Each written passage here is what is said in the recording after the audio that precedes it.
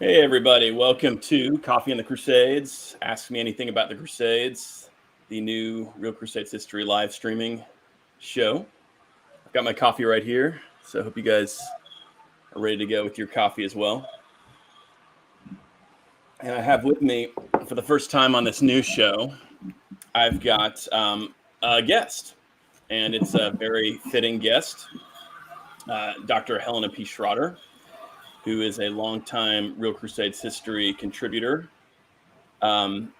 She has written a really outstanding new book about the history of the Crusader states called Holy Land in the Era of the Crusades, Kingdoms at Crossroads of Civilizations. So we're going to talk about that today. And it's a book that I got a chance to read not too long ago. And it's a really fascinating read. I think it really fills a need for a good, solid book about the Crusader states.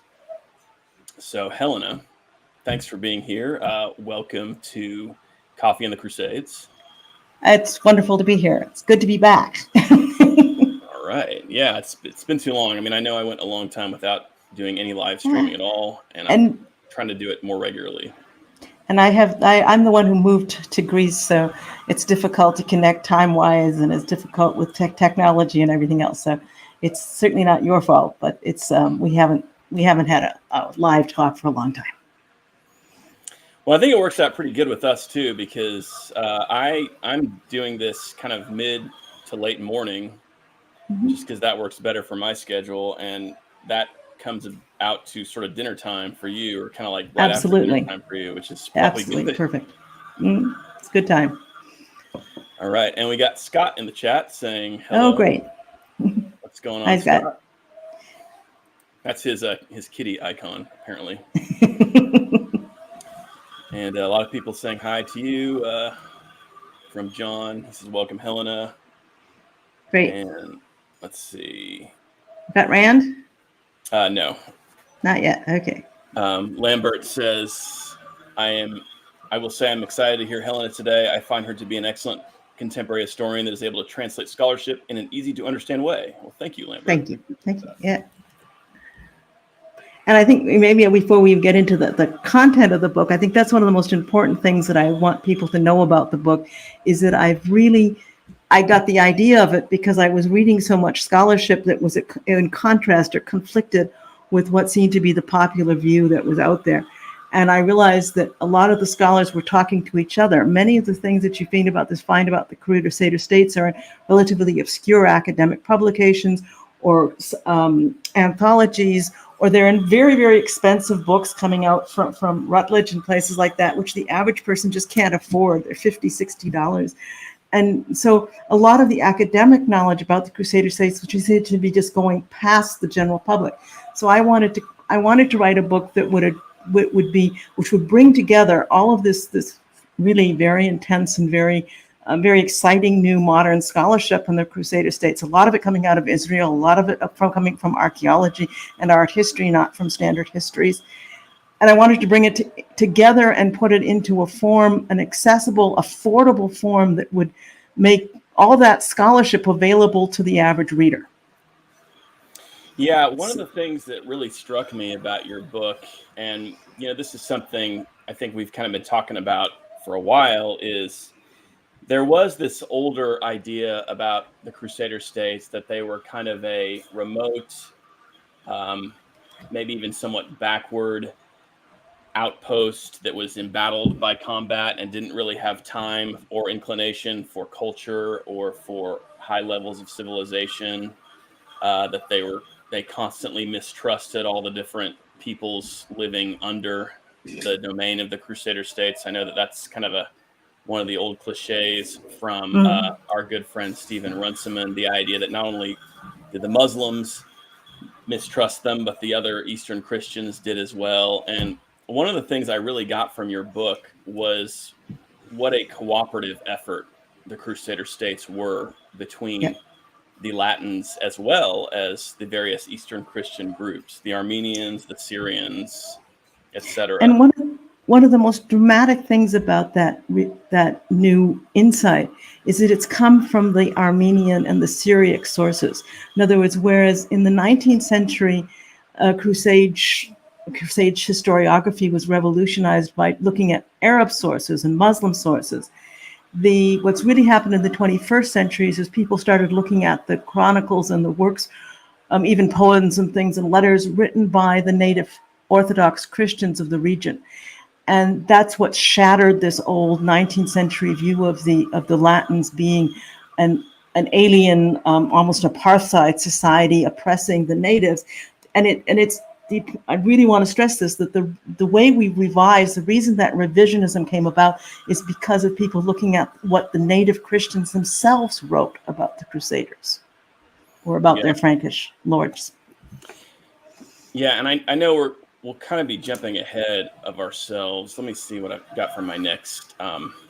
This kind of relates to what we're talking about, peace in the Crusader states. The introduction says that the Crusader states were often at peace, perhaps more than they were at war. Possibly the Crusader states enjoyed more peace than any kingdom in the West at the time. So what do you think about this, Helena? Well, that I have to be fair, comes actually from Claude Renier Condor, writing in the last century, who introduces the Crusader states, but with that a dramatic statement about they enjoyed nearly a century an amount of peace and prosperity greater than that of most of European lands during the same period, and that for many years they were untroubled by war. The first 60 their boundaries of the kingdom, first 60 years their boundaries were expanding. Of course, they're expanding by war largely, so that sort of contradicts himself. More recently, Yvonne Friedman, who has done a lot of work on peace and peacemaking in the era, has recorded over 105 different treaties and truces, most of which last between 6 and 10 years. And so and that just starts adding up. And we also have to keep in mind that campaigns that took place, particularly against Edessa and Antioch, didn't necessarily have much of an impact on Jerusalem, or even Tripoli for that matter. And then there were major campaigns or crusades. We all people tend to read about the history of the Crusades, not the history of the Crusader states. And you get the Second Crusade, for example. And, for years they seem to be fighting their way across Asia Minor, and Frederick Barbarossa gets lost, and Louis loses most of his army, and he finally arrives in the Holy Land. Yeah. And when he gets there, Edessa's already been lost. But Tripoli and Jerusalem are at peace. In fact, they have a truce with their Muslim neighbors. And then, Louis forces against the wish and the advice of the local barons, and particularly against the wish of the Queen of Jerusalem, they insist on attacking Damascus. And so the army of Jerusalem, with all these crusaders, goes out and fights for a total of 4 days outside the walls of Damascus before scuttling back to Jerusalem just at the wind when they hear the news that Nur ad-Din's army is approaching. It's a total disaster. But from the point of view of Jerusalem, the kingdom was at war for, count them, 4 days. The Crusaders might have spent years getting there, but for the kingdom of Jerusalem, that was 4 days. The whole Second Crusade amounted to 4 days of warfare. And you see that again. I mean, even the Third Crusade, which just wipes out Jerusalem practically, and it's a huge disaster for the kingdom. But it was a period, even if you look at it from the attack, 1187, or even if you put it back to 1186 and the first attempts by Solomon to come in, till 1192, when the truce is made between Richard and Saladin, that's 5 years of war, which is long. It's a 5-year war. I mean, like the Second World War and other wars we've had. But after that, they have one truce after another, going practically till the collapse of the kingdom, till the Fifth Crusade. Yeah.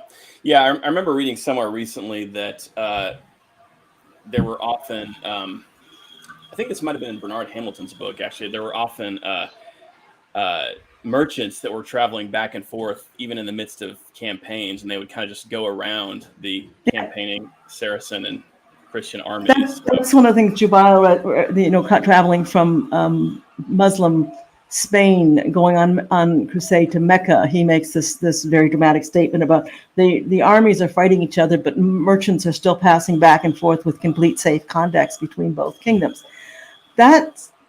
And that's even before Hattin, by the way. That's actually the Right. first kingdom. In the second kingdom, that was even more dramatic. The trade just continued. But actually, the Ayyubids were not interested, until the Mamluks came in. And the Ayyubids were not really interested in war with the Crusader states at all. There is no jihad for the first, 40, 50, until the Mamluks come in. For the first half of the 13th century, there is basically, jihad is not a major point on the agenda. I mean, there may be imams talking about it, but it's not part of the Ayyubid agenda.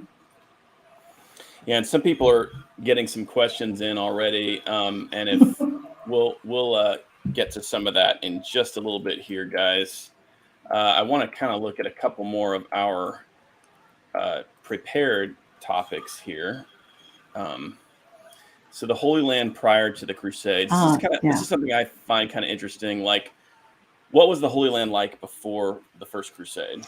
Really, really important point, and I think too often overlooked. So many books start with Urban II and don't look at what was going on in the Middle East.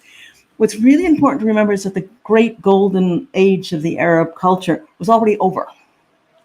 There's often this tendency to look at the golden age of Islam and talk about the art and the architecture and the science and the literature and all the wonderful things that had gone on, and then these barbaric crusaders, broke it all up. Not true. That golden age was already over. It had started to unravel with the Shia-Sunni split, then the incursions of the Seljuks.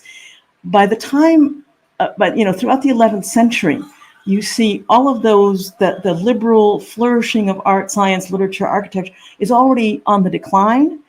There's a rise of rigid Muslim orthodoxy, which is starting to already oppress, restrict, exploit non-Muslims and women.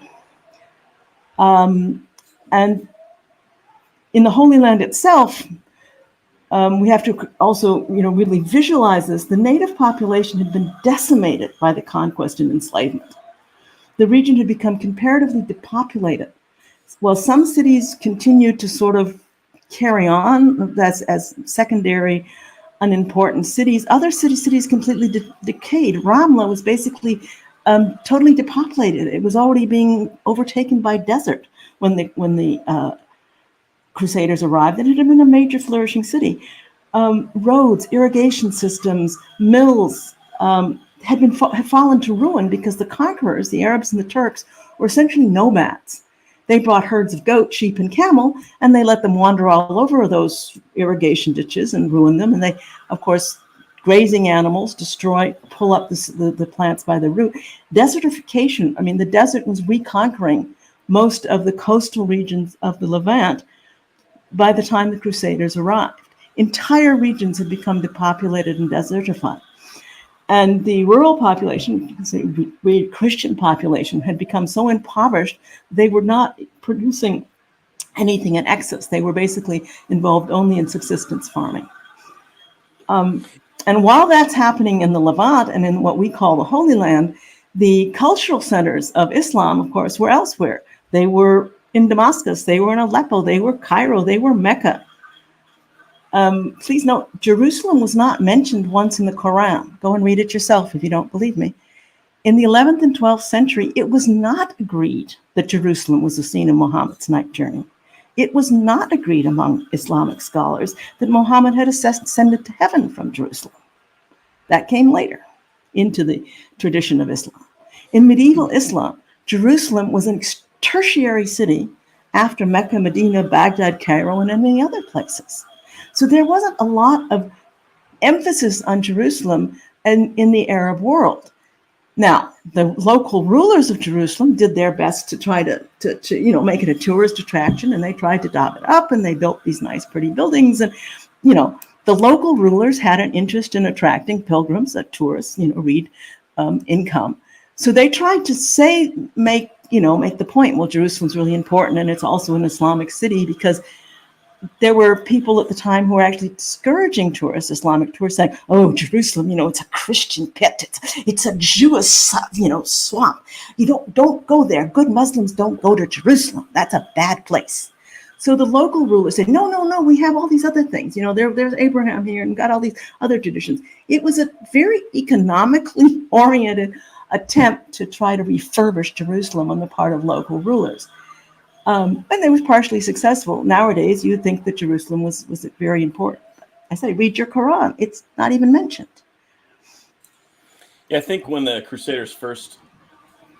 Crusade was first coming through, I mean, especially the Palestine region was very remote and kind of desolated, like you're talking about. And I do think it's kind of undeniable that the Kingdom of Jerusalem kind of took that and made it this center of commerce and made it this wealthy, prosperous area. I mean, just revived it. And then it does kind of seem like after the Crusader states, the region kind of declined again. Again, Totally.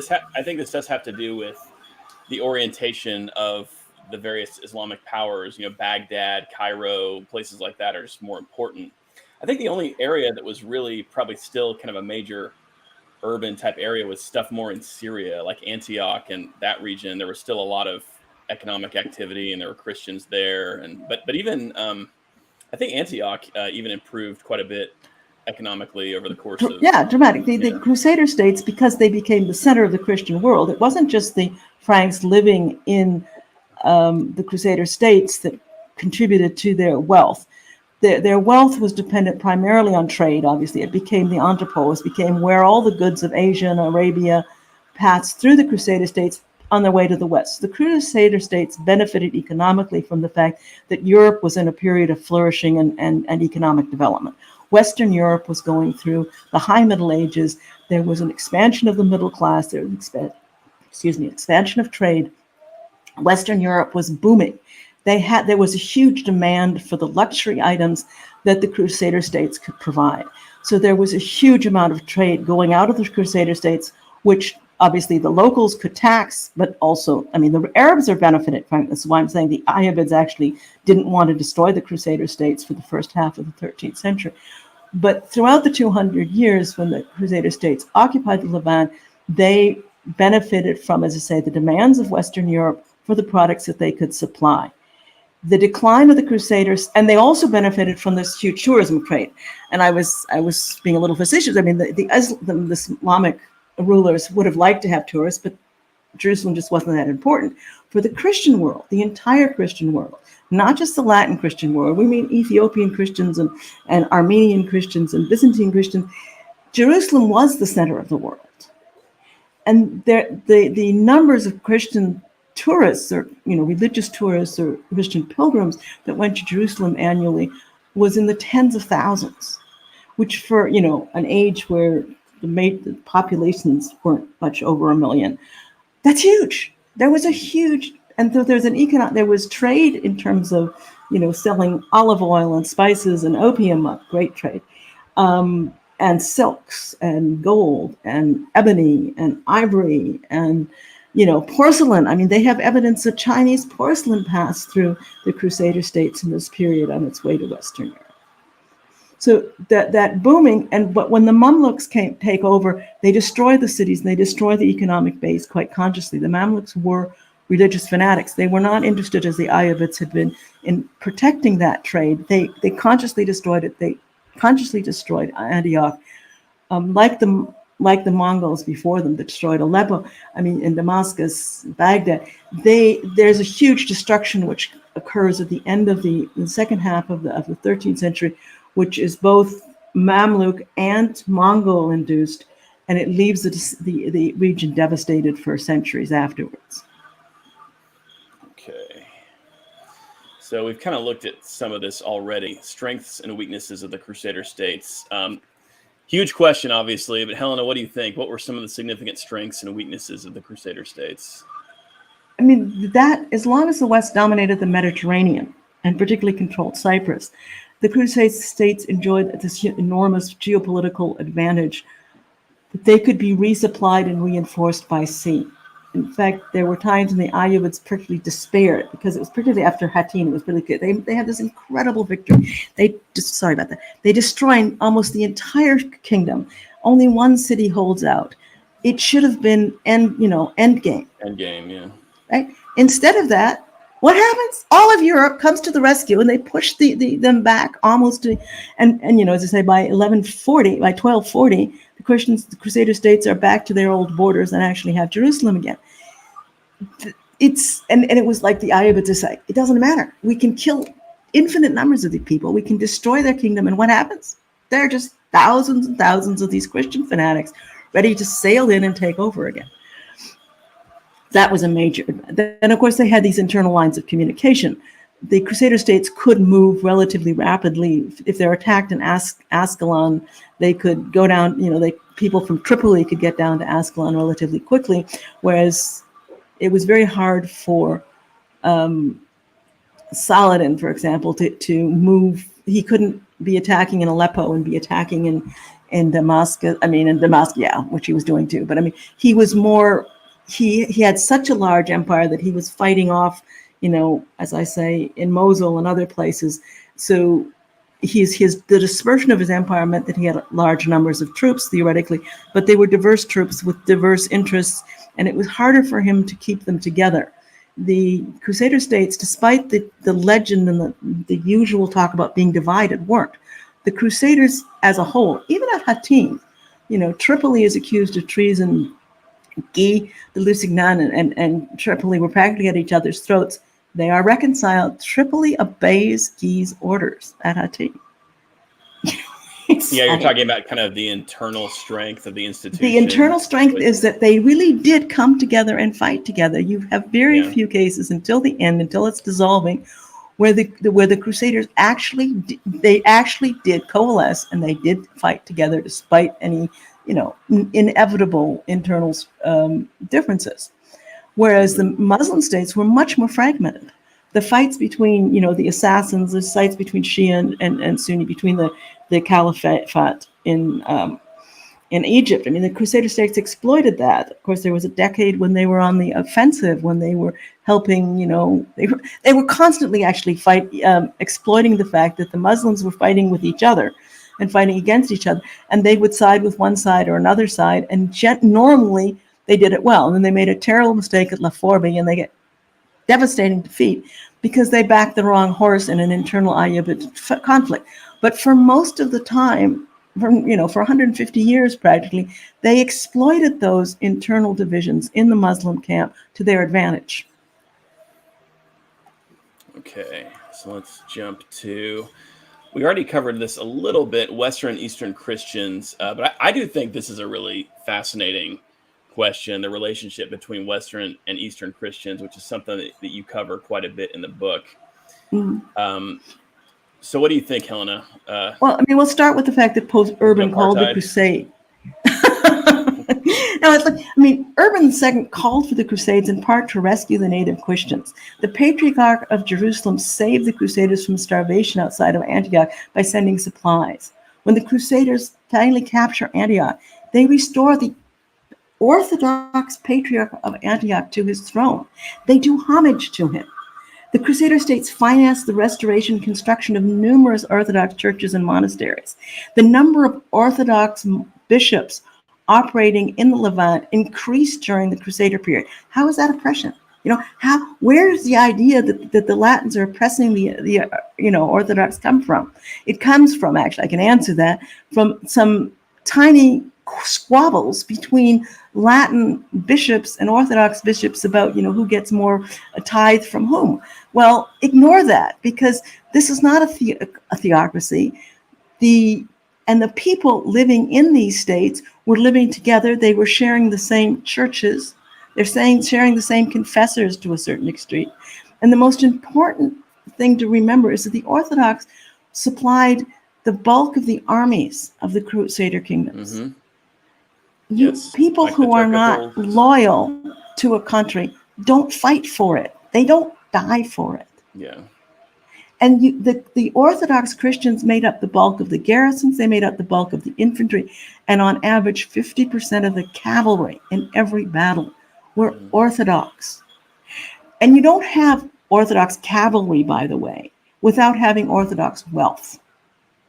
Mm-hmm. There were also Orthodox there were Orthodox knights. There were Orthodox that were there's at least one recorded case of an Orthodox Christian being a constable of Jerusalem. They dominated, alongside the Italians in trade. These people had not only gotten away from the burdensome taxes and duties of being jimmy under the Muslims, they were occupying positions of trust and power throughout the administration, throughout the hierarchy of government. The only thing they couldn't be was basically feudal overlords in the high court.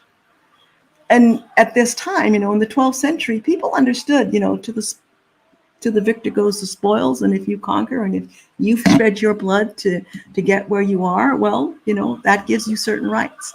There wasn't a resentment about the fact that the king was Latin. That was perfectly accepted because it was the Latin Christians that had freed Jerusalem.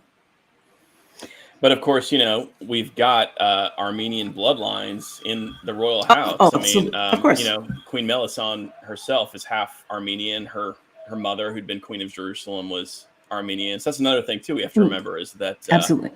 I think one thing I've kind of tried to get across is we have to reconceptualize the Crusades as a joint effort of Western and Eastern Christians. It wasn't. That's a good I point. think part of this is like the legacy of kind of the modern colonial era. People have recast the Crusades as that, but it really wasn't that. It was a group of Westerners who came out and then joined forces with certain groups of Easterners, and it became this joint project. And even when there was tension with the Byzantines, for example, the Byzantines weren't the end-all representatives of the East. They had all kinds of tensions with the Armenians and different groups themselves. So. And they had oppressed some of the groups, and I'm it's the Jacobites. It's one. I don't quote me on this, but there are various shades of Orthodox. We tend to just talk about Latin and Orthodox, but of course there were Jacobite and there were Melkite and there were Ethiopian, as I say, and there were Coptic, and there's Orthodox Christianity is also fragmented, and there were groups that the Byzantines oppressed, and those were the very groups that then sided with the Muslim elites or the Arab elites when they came in, and then they become the enemies again of the the Greek Orthodox when the Christians come back. It is a much more complex, as a picture than is normally depicted. We've got some good questions from Lambert here. Okay. I want to jump to this one real quick, though. This kind of relates to what we're talking about. From Sheila. Was there a big language barrier between the Crusaders in regards to fighting alongside one another and being from different countries, if that was the case? And I kind of want to address that question more toward the relationship between the East and West. Obviously, what was that like? The Latin Christians, they were learning some of the local languages, weren't they? That's right. What we have is fairly early, obviously, the accounts, anyways, chronicles that saying that the Crusader, that the people who settled, and actually I'm look at this more closely in the book I'm writing now about the women of Outremer. So when the Crusaders and even most pilgrims, or the First Crusade, let's go back, after the First Crusade, the few men who stayed, they were men. There may have been a handful of women that survived, but basically it was men who stayed. And if they decided to settle, what did they do? Who did they marry? They were native women. They were Christian women. And those women and their children are automatically not just in the royal house, we're talking about across the board. Right. By the second generation, almost everybody is half native Christian, which means they're speaking Syriac. Their mother was speaking Syriac or Greek or Armenian or some other language. The language of the Franks in Outremer was colored by, it became a poitou or a dialect, which was heavily influenced by Arabic, Armenian, and Greek, but particularly Syriac and Armenian. And they were very polyglot. We know that the Evelyn lords in the 13th century could speak Latin, French, Arabic, and Greek. And then as some of them were marrying into Armenian families as well. It was normal in the Holy Land. It didn't mean they could write it, by the way. I think, and that's something that maybe a scholar, it's beyond me, but being able to speak Arabic doesn't mean that they could read and write in Arabic. But people like William of Tyre could read Islamic texts and wrote a history of Islam. So scholars in the Crusader states, even by the mid-12th century, could read Arabic as well as speak it. And the people on the street, as I say, could speak enough Arabic to be able to, shop and go to the bathhouses and communicate as necessary. So King Henry. Yeah. Oh, sorry. Go ahead. No, I was just saying, I probably should try to keep my answers shorter so we can get more questions. I'm sorry. Well, we have a good comment here from King Henry I. He says, I read this book a couple of weeks ago. It's very good, especially for me, since I am very interested in English medieval history between 1066 to 1485, but know very little about the Crusader states. Well, thank you, King Henry. You have approval from King Henry I there, Helena. So that's nice. Yeah. Let me just jump back, guys. We're talking about the Holy Land in the era of the Crusades. This is Helena Schrader's new book about the Crusader states. And we're going to jump into a couple more topics here. I want to look at a couple of these questions from Lambert here, who is addressing the book directly. And this is actually one of our topics, so I'm going to jump over to this. Lambert says, in your book, you describe the importance of Cyprus play to the Crusader states and its nobility. Can you expand on it for those who haven't read it? And this was one of our topics already. So, Helena, do you want to talk about Cyprus a bit? Cyprus was vital to the survival of the Second Kingdom of Jerusalem. After they lose the hinterland, the outback of the Crusader states, and they're basically reduced to that coastal strip on the mainland. They couldn't have survived without Cyprus providing them. Basically, it was the breadbasket for the Crusader states, and it was also where the feudal nobility could get their horses and their knights, because almost all of the feudal nobility in the Holy Land actually held estates on Cyprus.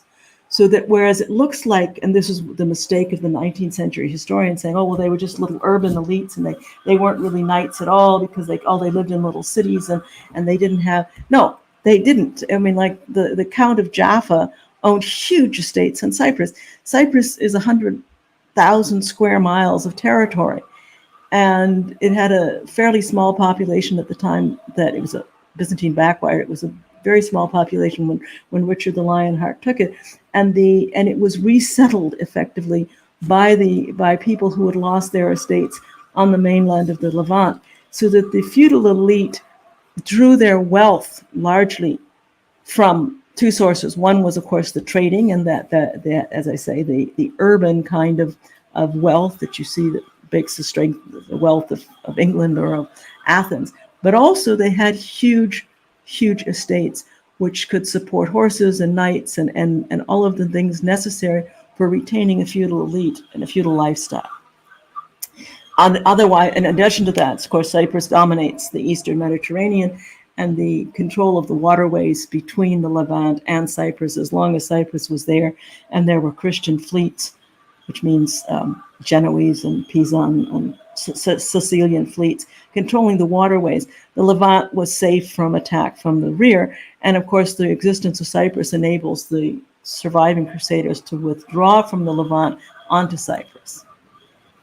When Acre falls, I mean, the ships in the harbor, the king of Cyprus is pulling people out to Cyprus. And there were thousands and thousands of people who did get out and got out by Route and others of the cities before Acre fell. They retreat to Cyprus, and Cyprus remains for 100 years, basically a Crusader kingdom. Right, and then it endures as a Christian stronghold for many centuries after that. So we already talked about this a bit. Zenex says, how well were Eastern Orthodox Christians treated in the Crusader states? I've heard it said they were treated worse than under the Muslims, but I have my doubts about that. Maybe that we already kind of talked about the fact that Eastern Christians did very well in the Crusader states and generally tended to support the Crusaders. But yeah, how did this compare, Helena, to the condition? I mean, Yeah. the only thing you can say is read about the way the Christians were really treated under the Muslims. Go and read our friend Abat Ayor. It's like they were enslaved. They had to pay a tribute every single year, not just one little tax. It wasn't just a little innocent tax for being a Muslim. No, they had to serve in the galleys. They had to serve in the quarries. Their children were taken away as slaves. They were oppressed again and again and again, and they were repeatedly attacked. They were harassed. Their monasteries were burned. Their church, they could not build a church. They could not say a word of the service out loud. No new churches could be built under an Islamic State. And the Crusaders still built their monasteries. They built monasteries. They built churches, magnificent new Orthodox churches. Tell me they were worse off under the Christians? They could practice their religion. They had no taxes. Their children were not being taken away as slaves. They could build new monasteries. They could build new churches. They could own property. Under the Islam, a Christian could not ride a horse. They could not. They had to bow down, and they were supposed to, if you got kicked. Under Islam, your oath is worthless. A Christian's word, regardless of whether Orthodox or Latin, a Christian's word is meaningless. It has no value in Sharia law. So, and I was curious, Helena, how universal do you think that was? Like, did this kind of vary from depending on the Muslim ruler, the Muslim state? Of course, there were rulers that enforced Sharia law more rigorously, and there were those who didn't. There were those who said, "Oh, I really need the help of these very highly educated people, so I'm just going to ignore the law." And there were people who were fanatics. Of course, it varied from time and from region to region, but look at the statistics. This region is reduced to poverty. It's depopulated because wave after wave of slaves are dragged out of it. That's great. Oh, wonderful. That's so much better than having a Latin church, And the churches, the Orthodox churches continue to operate in their own language, under their own priests. How is that oppression? Yeah, and I think one of the things you actually kind of talk about in the book is the fact that sometimes when people are looking at this issue, they look at the more of the literate Christian elite who kind of tended to do pretty well in Muslim territories, but that doesn't really compare as well to the rural, more of the majority of Eastern Christians who would be living in a Muslim-controlled area who did not have the benefits that maybe as you're talking about, like these highly literate individuals who are useful to the rulers, those people were a lot more oppressed and subject to a lot more difficult conditions than individual Jews and Christians did well under individual Muslims. And to pick those out and say that's an example of what's going on and ignore the fact that the vast majority, like 95% of the population, is literally living in abject poverty and subsistence and can't go to a church and can't go to a school and is afraid of their children being carried off for slaves every night. Thanks. So that's great. Yeah. So those 5% at the top should make us think the Muslims are wonderful. I mean, I rest my case. No, I mean, and you know what? You go into that quite a bit in the book, and it's this book does address a lot of the popular controversies and issues that you see debated back and forth based on the current scholarship, and you do it in a way that's very succinct and very readable. I finished this book in like 3 or 4 days, something which is pretty short for me. It's hard to put down.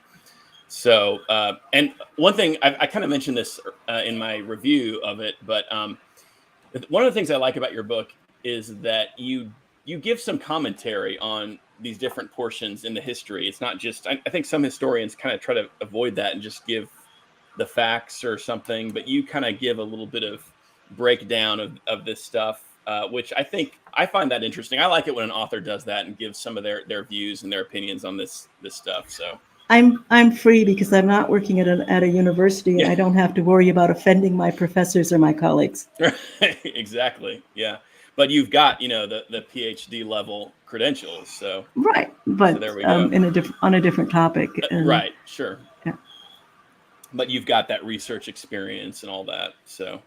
But just to conclude, there's no question that the Orthodox Christians were much better off under Latin rule, and they they much better off. And as I say, the evidence is not, it's based on what they write themselves. Okay, it's based, as I say, on Armenian and Syriac sources. This is not what the Latin Christians are saying about how good we were. It's what the so-called oppressed people write about their Frankish rulers that has given us in the last 20 years the insight into the fact of how much they identified with the Frankish kingdoms. The other evidence is the number of churches that were built, the number of monasteries that were built, and as I say, evidence of Orthodox elites throughout the Crusader kingdom. And last but not most, we talked about it earlier, but maybe the person who asked the question didn't hear us. They fought for these states. People don't die for a country they don't identify with. You don't see the Christians fighting for their Muslim masters. There are not large contingents of Christian troops in Saladin's armies. If the Orthodox Christians were so well off under the Muslim state, why did they emigrate from the Muslim states? Why did they emigrate from Syria to the Kingdom of Jerusalem? If they were so well off, why were they fighting for the Franks and not for the Muslims? Yeah, there's an interesting part in William of Tyre where he talks about a very wealthy Armenian artillery expert, like somebody who is very capable with catapults and things like this, who's kind of the decisive factor in taking Tyre in 1124. And again, this is a Eastern Christian living in the Crusader states. He's working at a very high level with the upper nobility of the Latin Christians. This was a wealthy individual. I mean, this is a normal thing in the Crusader states, is a person like this. Yep. So, all right, let's 50% of the cavalry was Orthodox, and being able to learning, raising and maintaining horses, particularly fighting horses, and learning how to master mounted archery requires a huge amount of wealth.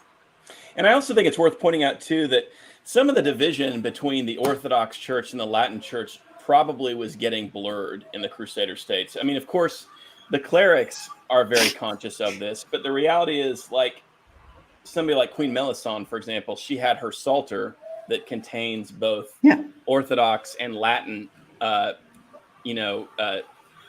hymns and ideas and artwork. And so I think we have to, kind of wonder, like, how many people in the Crusader Kingdom of Jerusalem, first of all, had mixed heritage. They had both Eastern and Western heritage, and probably participated in, both the archaeological to some extent. The archaeological evidence is that the churches were used by both congregations. Okay, exactly. Yeah. Shared churches. The artistic evidence is that icons would often be dedicated in Latin and in Greek. Right. They would have both scripts, all right? The saints, even the use of art. I mean, art historians will talk about the elements of orthodoxy that comes into Latin traditions, and that the Latin patrons are using, basically adopt the icon as an art form, which was previously an Orthodox art form. And you see that, as you say, in all sorts of, the art historians can give you all the details of that. My favorite story is that when, in the midst of the struggle between Frederick II and the rebel barons in the Crusader states, the Pope is trying to support Frederick. He changes his mind, of course, every other day. But when one of the periods when he was supporting Frederick, he decided to issue a what is it? It's not just, it's just, of course, he excommunicates the Ebelins, but he also issues against the commune of Acre the ban. What is it, where they can't have communion or anything? Excommunication. No, that's the individual. When they act, it's the an interdict, right? An interdict against the entire city of Acre, right? Mm-hmm. Yeah. So everyone started going to the Orthodox churches, and the Pope's, oh my God, the whole thing! Stop! Backwater! Stop! Lift the interdict! Oh my God! Because that's what they did. The people immediately just started. Okay, can't go to the Latin church? Fine. Nope, doesn't bother me, because I think the Orthodox are just as Christian as you guys. And it doesn't, I don't feel I'm cut off from God if I go to an Orthodox church. So if you are so stupid as to cut me off from the Latin church, that's fine. I'll go to the Orthodox church. And thank you very much. I'll give my tithes to the Orthodox while I'm at it.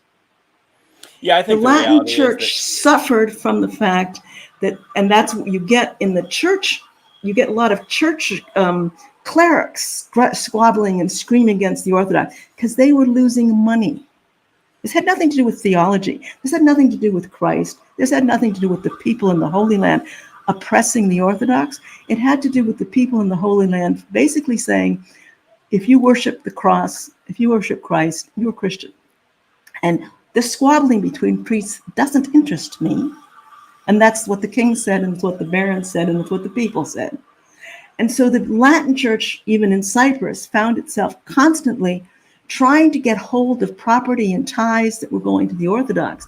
And they weren't getting support from the Ebulans, and they weren't getting support from the Lusignans, because the Lusignans and the Ebulans were saying, it's not our problem, we're paying our tithes. We don't care who we pay. We're going to pay 10%, we're not going to pay 20%.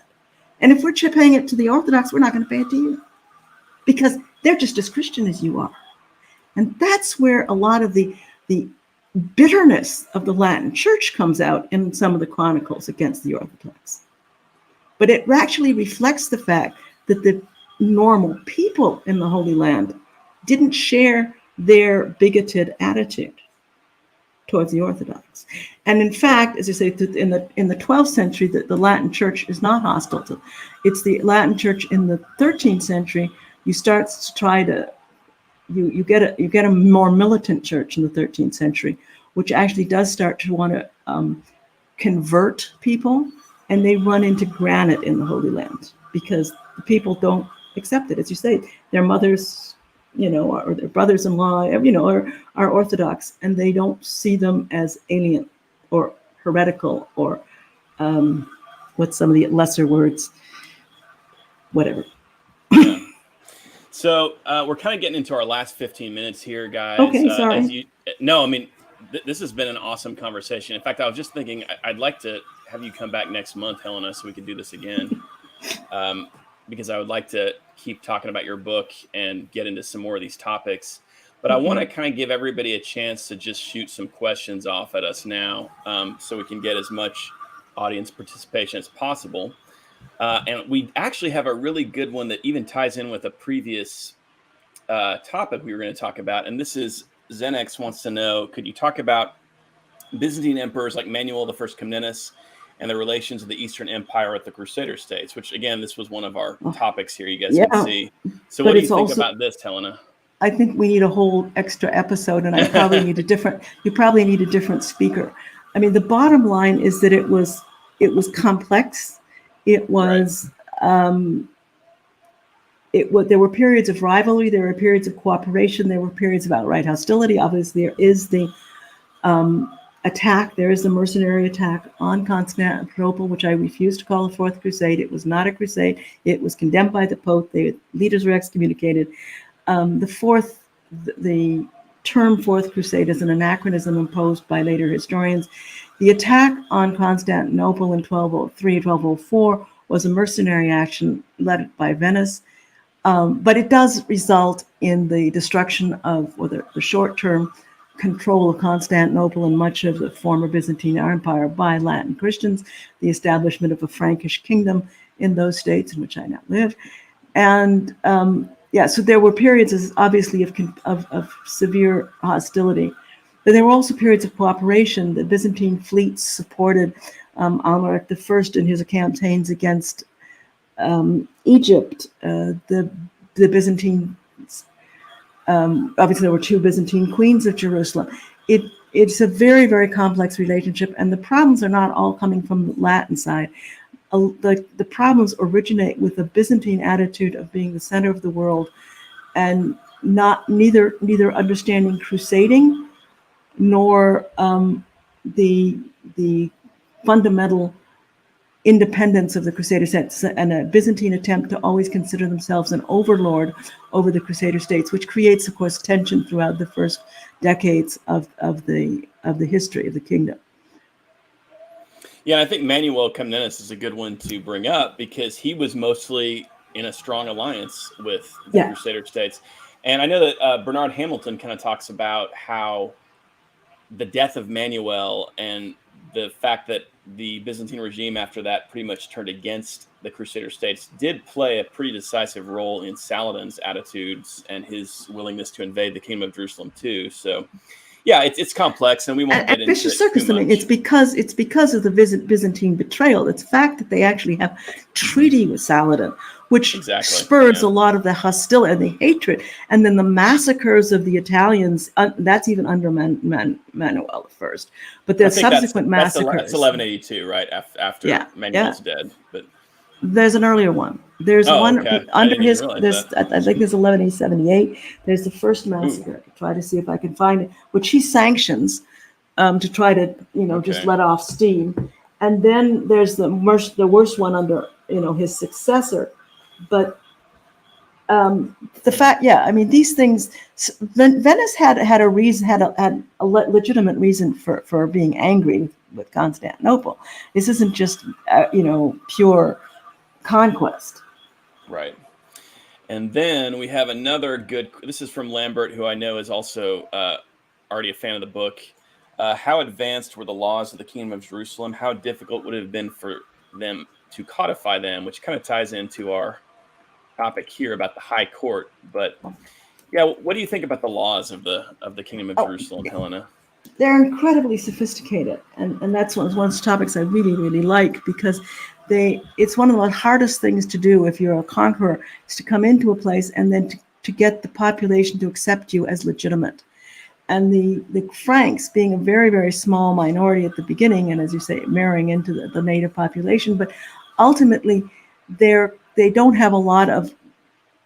They're still a tiny elite at the top, and they win over the population, or they gain traction and control largely by leaving the laws in place. So they let the Muslims live under Sharia law. They let the Jews live under Talmudic law. They let the Orthodox basically live under their own laws. And they only add a layer on top of that, a feudal law for the feudal elite, which is one thing, which we can come back to. But they very, very cleverly add a layer of laws, also, and also the bourgeois courts for the non-noble Latin population. And then they had courts which dealt with conflict between the groups. And they followed the two fundamental principles: judgment by one's peers, which is very, very important, so that nobles cannot make a judgment on a peasant, and peasants don't make judgments on lords. But the point is also the lords don't. It's if a peasant has committed a crime, he has to be tried by his peers, by his peasants. And if a Muslim has committed a crime, he's essentially tried by his Muslim neighbors. He's not tried by the Latins, in contrast to Sharia law, where everyone came before Sharia courts, whether you were Jewish or Christian or not. And in conflicts between different groups, the court that they went before was the court of the defendant. So the defendant is always given the advantage of being heard by his peers, not by the accuser's peers. Yeah, and this is something that you do go into quite a bit in the book, is the legal history of the Kingdom of Jerusalem. So one of the really interesting things about the book, for sure. And the High Court is very important in that the Kingdom of Jerusalem was a feudal state par excellence, which means that it was built on the concept of contract, not on the idea. There is no authoritarian, there's no absolutism in the state. The kings do not derive their power from some alleged divine right. They are elected. They talk about themselves as elected kings.